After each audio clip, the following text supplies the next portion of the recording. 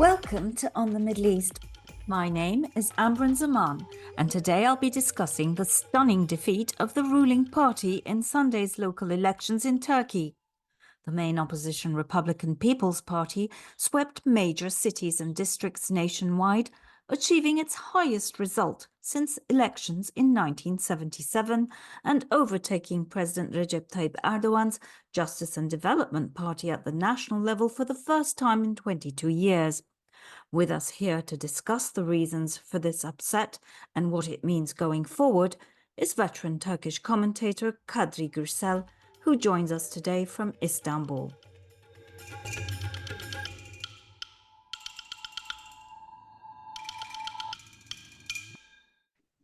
Welcome to our program, Kadri Gursel. It's wonderful to have you here with us today. Thank you for having me. So, Kadri, a really incredible result on Sunday. Why did this happen? Why did the AKP do so badly? And what does this mean for the future of the AKP and for President Recep Tayyip Erdogan? Now, what has happened last Sunday is that this time there was no alliance at all, and we're talking about the opposition, of course, just in case the audience. There is an opposition, but yeah, we are talking about the opposition, but the opposition alliance is non-existent and was having a crisis of confidence, of course. But the secular society, or be it Republican society, decided to reunite its forces in one party, which is CHP, the Republican People's Party. This outcome cannot be explained with only one factor. The second factor is that the AKP constituency was the absenteeism of the AKP constituency. I think this is great because two factors. On one hand, the secular society uniting its capacity in CHP. On the other hand, the conservative society partially distancing from the AKP, which is very consistent, I think, for many reasons. One reason is the inflation, is the constant loss of purchase power of the population. We have to admit that Turkey is in an open-ended economic downturn since 2018, which is a very long period, unprecedented fact for Turkey. Turkey has never been engulfed in such a long-lived, lasting economic downturn. Some academics to refrain from calling it economic crisis, because there is no, the growth continues, but but the important segments of the society do experience a crisis-like situation in their daily life. Their bread is shrinking every day. The discontent is bigger than he anticipated, I think, Erdogan. Because of this discontent, as these elections were not taking place for changing the central political power, and this was for the mayoral election, local elections. I think the conservative constituency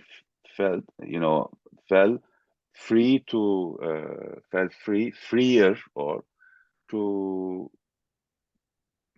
send a warning message to Erdogan, and we will see whether Erdogan has the capacity to receive the message, or any capacity to behave accordingly. I Yeah. think he has no such capacities. At this point, I'd just like to ask you a quick question about the Yeniden Refah Partisi, the new welfare party, which is the movement from which Erdogan originally sprung and is led by the son of his political mentor, Necmettin Erbakan. It seems that many of his own loyalists defected to that party in this election to signal their discontent. But going forward, do you believe that those defections may prove to be permanent, and that this is indeed a problem for Erdogan going forward? What's happened there? Setting I think, aside, yeah, okay, why? yeah, yeah. I think yes. I think um, um, the defection is there to stay. At the end of this, this 22 years in power, and with a no-solution situation to the economic downturn, plus incapacity that he created in his foreign policy. For example, this Erdogan's indifference, so-called indifference towards Israel, because the Islamist constituency sees it this way. Uh, the reaction so far shown by Erdogan is seen insufficient, and thus there is a growing reaction. I think this defection is from the hardcore of the movement. I think it has to be seen as a terrifying uh, moment, or terrifying Development. development. Yes, it has to be seen as a terrifying development, because this is the very Islamist hardcore defecting from the party. So can I just So interrupt you there and ask you a yes, follow-up question, Kadri? That being the case, are there reasons to believe that Erdogan's own leadership of the Islamist movement will be challenged within the AKP proper? Could this be the beginning of an unraveling of the party? Or can Erdogan, as he claimed in his balcony speech on the night of the election, can he turn things around? Because he was basically sending the message that, hey, okay, so we have a bit of a problem, but it doesn't really matter because I'm still the president. I've got 4 years ahead of me, no more elections, and I'll just fix this. Do you think that his own leadership will be challenged within the AK, or is the gravy train too sweet, too lucrative? Are people still around him making so much money and will continue to, that they won't defect? subscribe to the second option, because Erdogan controls the money, and Erdogan owns the state, and AKP cadre, AKP militants are in the state. Otherwise, we cannot explain this growth in number of the people, individuals employed by the states in such a short period of time. It's increased twofold. There is there's a ballooning effect. So as long as the AKP and this political power controls the state and calls the shots about what what kind of the amount of resources to be distributed, and the receivers who will receive what resources, this will continue. The leadership within the AKP, Erdogan's leadership within the AKP, is not about being challenged. Is It's not easy to challenge his leadership. There is no any strong figure left within the AKP confident enough to challenge Erdogan's power within the party. Whereas the party, in fact, now is at the second, as a secondary factor. Now the state counts. Erdogan runs Turkey through the state, runs his party through the state. The state and the party is not amalgamated. The party has become the state, and Okay, it's so then why yeah, is the welfare party such a threat to him in that case? because there is a constant downturn in public support for Erdogan. Mm-hmm. In 2000 November 2015, he received 49%. In 2023, now he's at 36. So it's a huge loss of public support. So he is on the brink, and then his only resource of legitimacy is the ballot box, and this is a major blow, a historical breakthrough for the opposition against Erdogan, a historical breakthrough for the opposition, because the game is played on an extremely uneven playing field. Of course, of course. This is a textbook example of how in competitive authoritarian regimes opposition can or would score, and they did tremendously. It's an utterly and truly and utterly historical breakthrough for the Okay, opposition, so and nothing will be. This is irreversible, and I think the Yeniden Refah Partisi will continue to grow, but it has its own limits, of course. But it will continue to grow to a certain degree.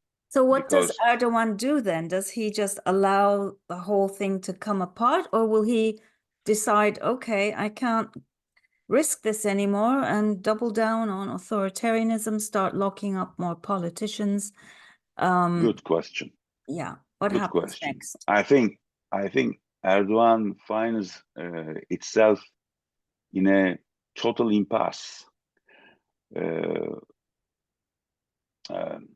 at what we are now, at the point, because if he softens up a little bit, he will lose, because there is no one particular example of authoritarian regimes having survived by softening up. Okay, there is no such an example. Softening up ends with losing power. It's not an option. Toughening its standing towards the opposition, escalating the crackdown, or creating a new wave of crackdown on the opposition, etc., will certainly aggravate his crisis. Okay, so everyone is now focusing on this figure of Ekrem Imamoglu, because we all know that Istanbul was sort of the big prize in this electoral race, and Erdogan was absolutely determined to win it back. Yet, curiously, he fielded a mediocre candidate. Do you agree with this sort of idea that from here on, what we have before us is a contest between Ekrem Imamoglu and Recep Tayyip Erdogan, or are things slightly more complicated? Because after all, we do, as he said, Erdogan said, have 4 years before us. Stuff could happen within the CHP itself. We have this other figure, Mansur Yavaş, who did amazingly well in Ankara with 60% of the vote, almost 3 times what his AK rival got. And then also this sort of leadership vacuum simmering on the nationalist right. And we all know, of course, that Mansur Yavaş, however much he wears a CHP hat, is ideologically more to the right, more of a nationalist, though firmly secular. So what kind of surprises, if that's what we can call them, await us? Or is it just going to be as straightforward as the commentariat seems to be suggesting? Look, there is a third option for Erdogan in between softening and toughening. Okay, it's Erdogan is a master of dividing. He knows very well how to divide the opposition. He does it since the beginning, and he did well so far. And he has, all instruments. He controls the state, he controls the money, and he controls the judiciary, going into details. He controls the intelligence apparatus. So he has every, capacities to use for dividing the opposition, to drive a wedge in between people, to provoke some, to create a degeneration within the ranks of the opposition, and by using many tools. We don't know yet, but there are examples. So far, Ekrem Imamoglu has important talents. I think Ekrem Imamoglu is a brilliant politician. Brilliant politician. He's an organizer, very talented organizer, a good communicator, and younger than Mansur Yavaş. But yes, as the secular society, the discontent, the public discontent, regrouped its political expression by, it expressed itself by sidelining the all other parties and giving support, enhancing and empowering the CHP as the main central political party. Now CHP is a central party. The success of CHP is bigger than the success of Ekrem Imamoglu. We have to That's a admit, very because interesting point. Yes. yeah, this success is widespread, is at nationwide level.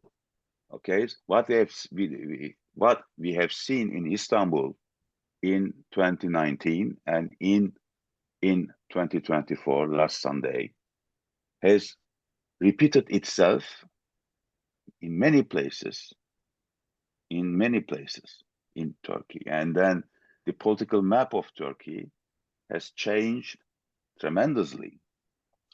And then the CHP administration has empowered itself thanks to this outcome. Mansur Yavaş got 60% in Ankara, in the capital city of Turkey. 60% is enormous, is an enormous percentage. So all depends right now how the CHP will manage this complexity, this competition. Will there be a consensus on the future leadership of the party? Will there be a duality, like a president, a candidate for the presidency, and the chair of the party would be separated or not? I mean, and who will be the candidate for president? Who will run for presidency? these are questions waiting for an answer, but the answer has to come because procrastination in such fields would lead to similar disasters. And the second challenge is, would CHP embrace this authoritarian setting of presidential system or not? This regime, the current regime, is tailored for Erdogan himself. And this tailoring, this setting would turn the most democrat person on the earth to a dictator with all the authority and power the regime offers to the ruler. Any democrat, any lover of democracy, any any sincerely any politician sincerely engaged for the democratization of the country can find itself at the end of the day as a quasi-dictator. Yeah. Okay. True. So this is a dilemma, and I am waiting for an answer, a quick answer from CHP, whether they will opt for a regime change or changing only Erdogan. And okay, this is the I think this is the important dilemma. Very Which is important, critical yeah, question. yeah. So talking about that kind of change going forward, Erdogan has floated the idea of changing the constitution, basically to allow himself to run for a third time because it's not permitted on the current one. Yes. Either you change the constitution or you hold new elections, I believe, for him to be able to do that. So this brings in the whole issue of the Kurds and where they fit into this very complex picture. Can we talk about that a little bit? Of course, not forgetting what happened today in Van, where an elected mayor from the pro-Kurdish party was kicked out again without even being able to take office and replaced by a government administrator. What does that tell us about Erdogan's calculations? Will he turn to the Kurds or will he just continue on his current path of allying himself to nationalists? I think he will take the second way. I think, or the second. He will continue because he gave the message in his Diyarbakir speech that he will not talk to Kurds, to the pro-Kurdish party because of its links with the PKK, etc. Alleged links with the PKK. We have to say in the name of political correctness. I don't know, correctness. The problem with the Kurdish question of Turkey is that this question has been internationalized as a result of Turkey's Syria policy. And now this question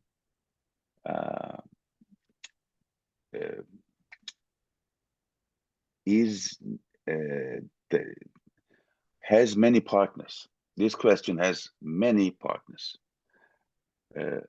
Erbil is one partner. The US is the second one. Russia is the third one. Süleymaniye is the fourth one. Iran is the fifth one. And Turkey is also the master of the question, but the control of the question is now evading from its hands. So I think that even with the most sincere intentions of solving the question, Kurdish question, with its own capacity, Turkey cannot do that on its own. And when it does not do that on its own, this could not be a solutions serving to the best interests of Turks and Kurds. So it's an impasse, and it's a generational impasse, I think. At the end of the day, we now we found ourselves in this. It's a manageable situation, but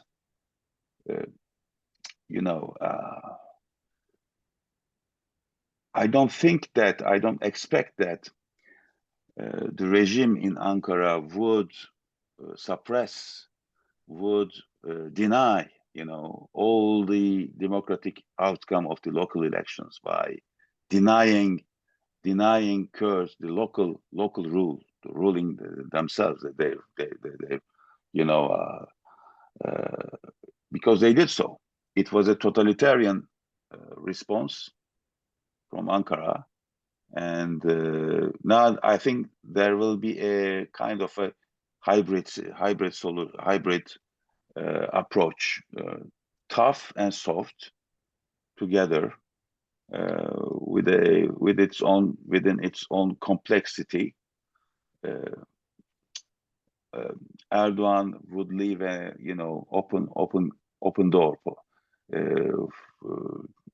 for Kurds, and will not exceed, I think, will not use this policy of denial in excessive ways.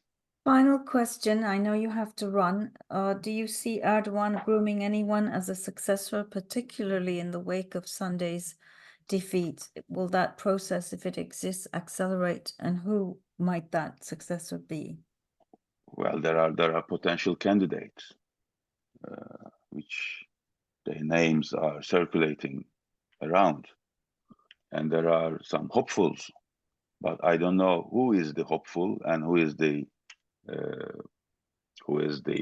real candidate, preferred real candidate by Erdogan.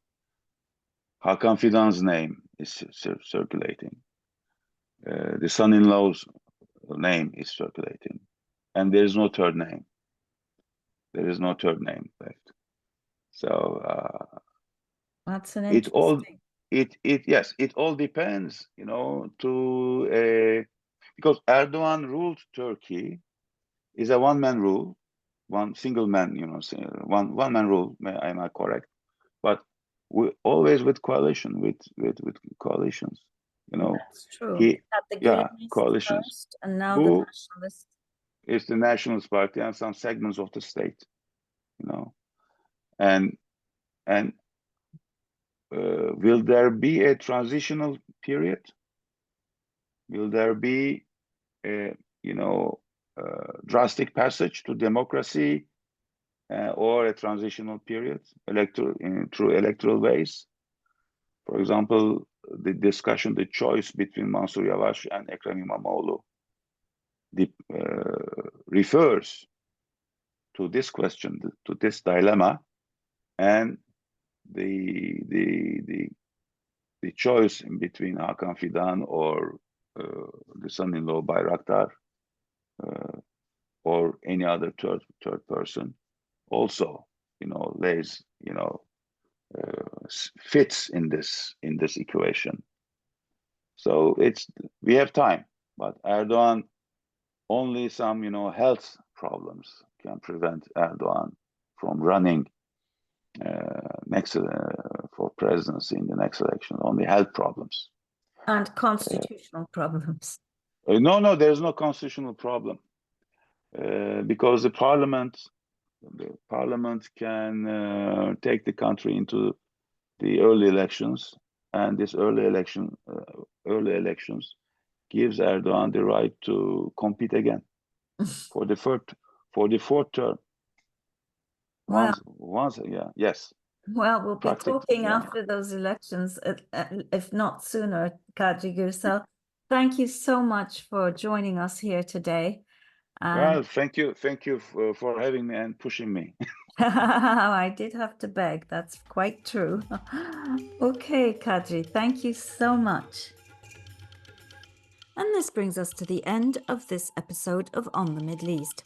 Make sure to visit our website, www.commentatorkadri.com, al-monitor.com for more in-depth and independent reporting on the region. Thank you and goodbye.